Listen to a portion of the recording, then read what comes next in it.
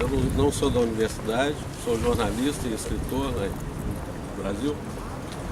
Ela faz doutorado em artes, né, aqui no Colégio das Artes, e eu estou aqui há um mês visitando. Evidentemente, eu acho que o dia de hoje é um dia importantíssimo, quer dizer, pelas barbas brancas vocês podem ver que eu passei pelo golpe de 64. Infelizmente, eu perdi a minha juventude debaixo daquela porcaria que aconteceu. Bom,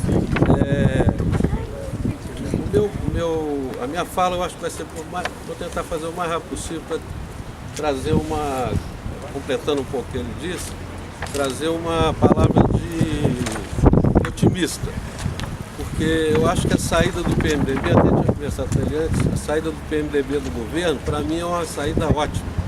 Eu acho que purifica o governo.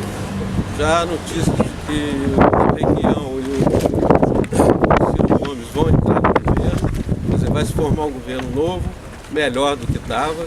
Infelizmente, grande parte dos ratos saíram, ainda há ratos, mas grande parte saiu. Então, eu acredito que não haverá golpe, porque a gente sabe que não há instrumento legal, jurídico para que isso aconteça, né?